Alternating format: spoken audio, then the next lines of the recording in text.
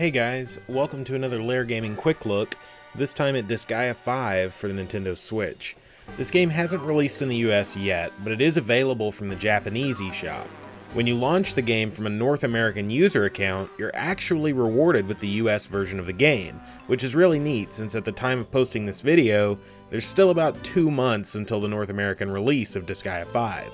For those who don't want to wait or who are looking for some more variety on the Nintendo Switch right now, I've put a link in the description to my friend Darby's video over at Blue Television Games that tells you exactly how to purchase and download games from the Japanese eShop.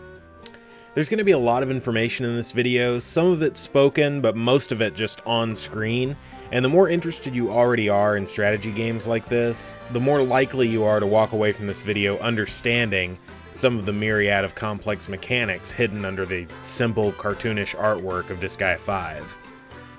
As we're introduced to our two main characters, Overlord Seraphina and Killia, we get our first glimpse at the underlying, mostly goofy and occasionally charming dialogue between characters set in this universe.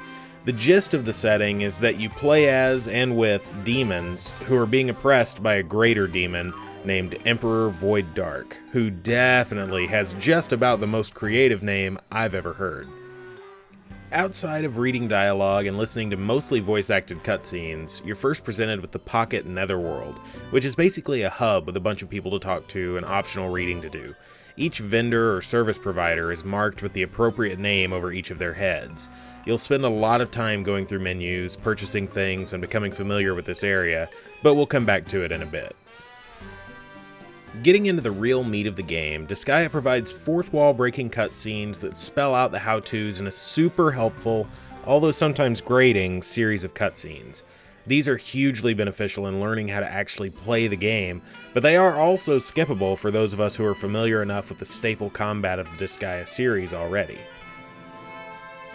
I wanted to give you a look at the actual flow of battle here. If this isn't interesting to you or exciting enough to hold your attention, Disgaea 5 is definitely 110% not for you, because this is just about the most visual experience you're going to have in this game. For those of us who are liking the look of combat and grid-based strategy, let me just say that there's a lot of depth here, enough to solidify Disgaea as probably my favorite tactical strategy series.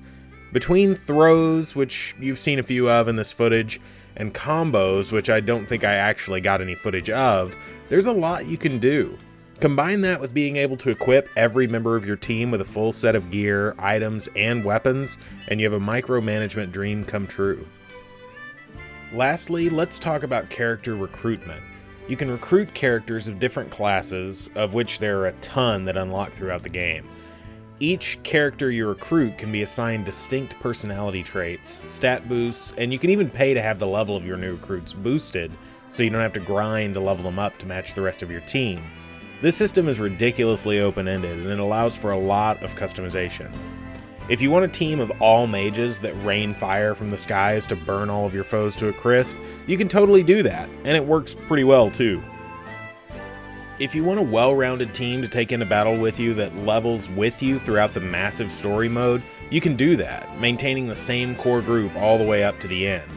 I usually opt for a team that kind of swaps in new class types as they become available, but you never really have to change your team from the outset if you don't want to. Somewhere around this point in your gameplay of a Disgaea game, you realize what you've stumbled into. A huge numbers game with just as many variables present as there are constants. I love Disgaea 5, and you might. If this looked interesting, consider picking it up on the Japanese eShop now, or on May 23, 2017 when it releases in the US, or May 26th in Europe. Thank you so much for watching my quick look at Disgaea 5 on the Nintendo Switch. Please check out some other videos while you're here, or consider subscribing to keep up with Lair Gaming. Thank you, and have a great day.